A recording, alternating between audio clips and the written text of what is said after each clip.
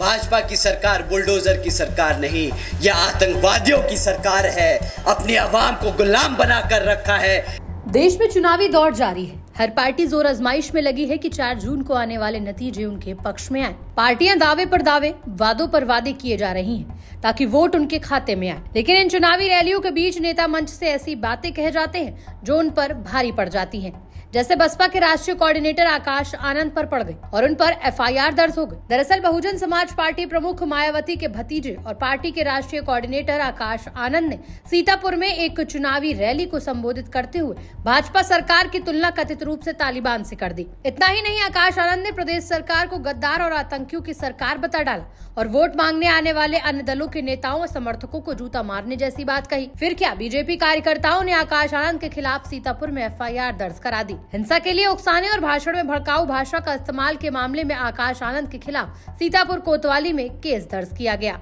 साथियों, इन सरकारों ने, भाजपा की सरकार बुलडोजर की सरकार नहीं, यह आतंकवादियों की सरकार है। अपनी आवाम को गुलाम बनाकर रखा है। ऐसी सरकार का समय आ गया है अब खत्म होने का। और यहाँ पर बहुजन समाज पार्टी की सरकार बनाकर, बहन जी को प्रधानमंत्री बनाकर यहाँ पे उत्तर प्रदेश में बहुजन समाज पार्टी का राज कायम करने का।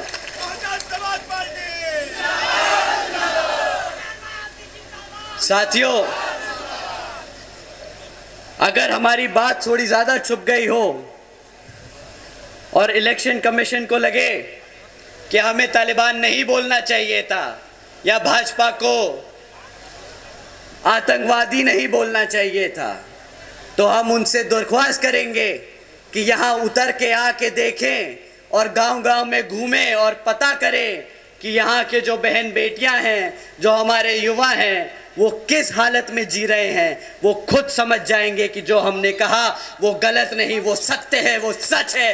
वो हमारी आवाम आज जी रही है। जो युवाओं को भूखा छोड़ती है, अपने बुजुर्गों को गुलाम बनाती है, वो आतंकवादी सरकार है। हालांकि आपत्तिजनक टिप्पणी का एहसास होने पर आकाश आनंद ने खेद जताने के बजाय कहा, अगर चुनाव आयोग को ये बात चुभ रही हो तो गाँव-गाँव जाकर देख लें कि बहन बेटियां और युवा किस हालत में है। वहीं बीजेपी की ओर से की गई FIR पर भी आकाश आनंद की प्रतिक्रिया सामने आई। पूरे मामले पर बोलते हुए आकाश ने कहा कि जिसको डर लग रहा है वो FIR कर रहा है। बहरहाल चुनावी जनसभाओं के बीच आकाश आनंद पर IPC की धारा 171C, 153B, 188, 502 और RP एक्ट की धारा 125 के तहत मुकदमा दर्ज किया गया है, जो कि आकाश आनंद पर पहला आपराधिक केस है। लेकिन ये मामला मायावती के उत्तराधिकारी आकाश आनंद की लोकसभा चुनावों के बीच मुश्किलें बढ़ा सकता है।